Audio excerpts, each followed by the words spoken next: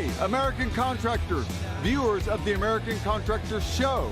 I'm here with John Dye at Win the Storm, and I have to tell you, anyone that is associated with American Contractor Show, you are a badass.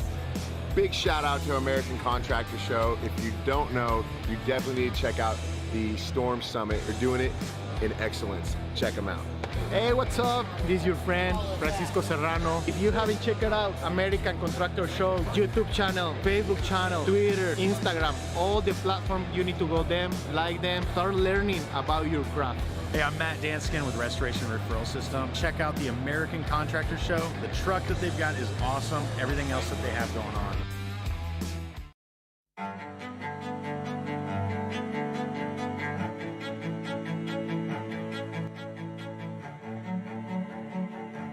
This is Larry Bache with the Merlin Law Group, helping policyholders for more than 30 years. If you have a claim or your client has a claim that needs help, please feel free to call the Merlin Law Group because we are the true policyholder advocate.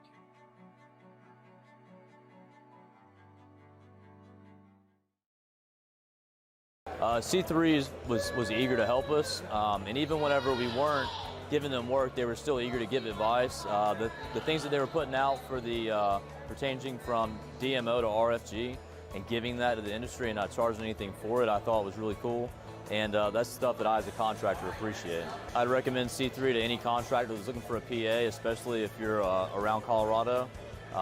Great guys, man. I'm nothing but happy with the work they've done for us.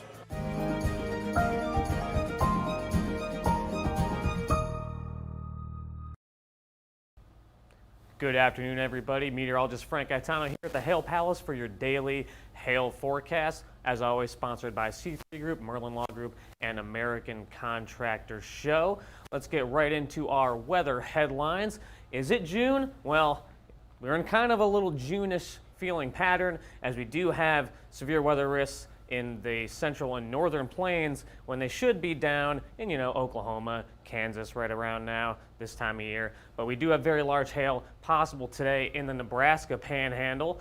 Almost a repeat of the same forecast tomorrow, except we might see Denver actually get in on the action for the first time this year, with potential storms happening there tomorrow afternoon and into the evening. And also we'll take a little peek at the tropics. We do have a potential disturbance in the Atlantic right now, and also a tropical invest in the Gulf that's going to affect portions of the Gulf shores this evening into tomorrow.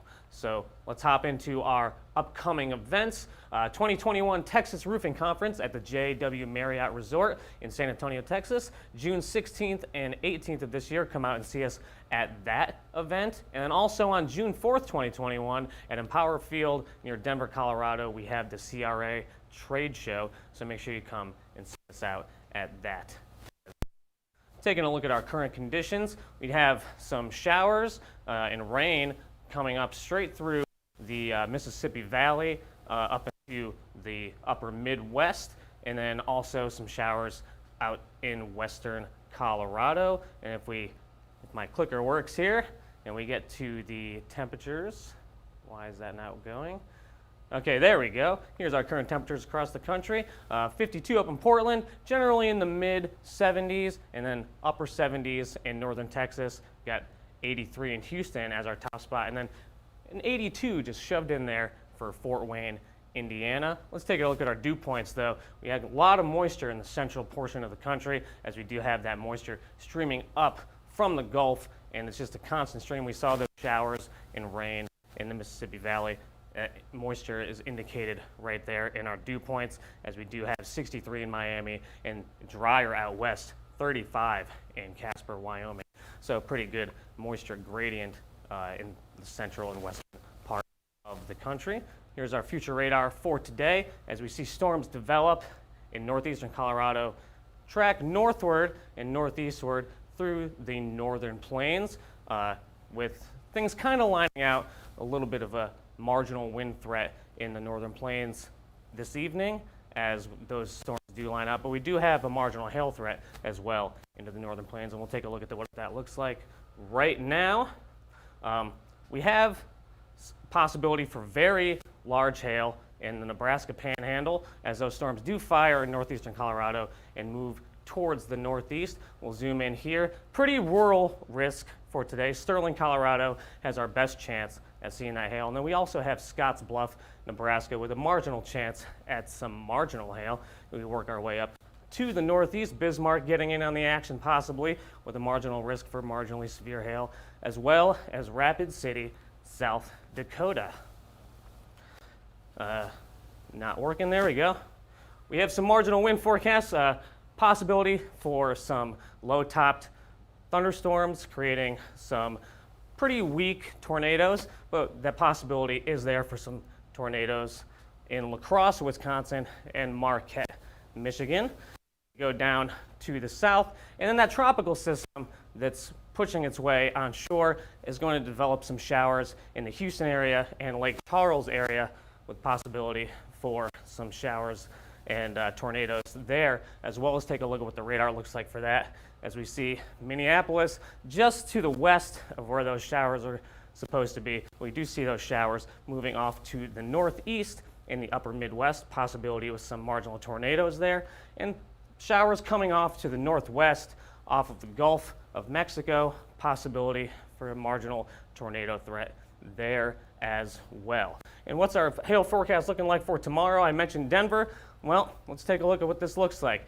Right now I have Denver in the $quarter to $half size range. We'll have to take a look at what things look like tomorrow to see if we pull that golf ball range to the west. But we do expect some storms to be forming off of the foothills tomorrow, generally south of Denver, and working their way towards the east-northeast. Scotts Bluff gets back in on the action tomorrow as well. I do have a moderate chance, if I get out of the way here, for both of those cities to seeing up to anywhere between quarter to golf ball size hail. Evaluate how things look tomorrow morning, and we'll get a forecast together for that. Man, I'm having trouble with my clicker today. See the radar showing storms in the Denver area, generally moving east-northeastward. Things do expect to line out tomorrow evening as we do see a marginal wind threat developing into the evening hours as well, as storms do kind of merge together and head off to the east. And we'll see, oh yeah, I teased it a little bit earlier, but we'll talk about the tropics now as it jumps ahead to the tropics. These are sea surface temperatures, generally in the upper 70s to lower 80s in the Gulf right now. You can clearly see the Gulf Stream right here moving up to the north and then off to the northeast. We do have some tropical development out here in the Atlantic, and then a tropical invest right around here in the Atlantic, and I'll bring that graphic up right now.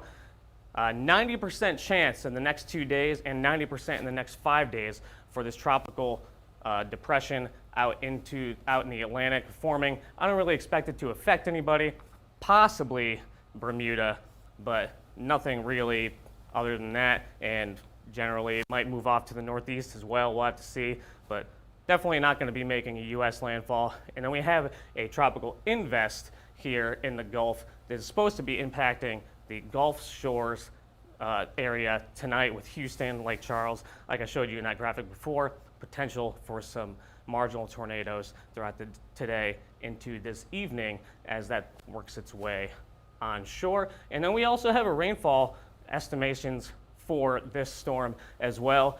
Generally not too bad, but I wanted to put this graphic on here to note because Lake Charles had some serious flooding issues a few days ago, and it's forecasting another 2.5 inches of rain from this system in Lake Charles. That is not looking good for them, and you know, if any, it's right now. So just keep them in your thoughts, and hopefully they don't actually get that much rain. That's all it is for me today, though. Make sure you follow us on all of our social media, Twitter, Facebook, Instagram, and YouTube. It's at HailTrace for all of those platforms. And if you have any questions, comments, or concerns, you can contact us at 855-334-4245, info@hailtrace.com for our email, or just go to our website at hailtrace.com and hit us up there. For HailTrace, I'm meteorologist Frank Gaetano. Everybody have a great rest of your day, and hopefully we have a forecast that's good enough for you this weekend.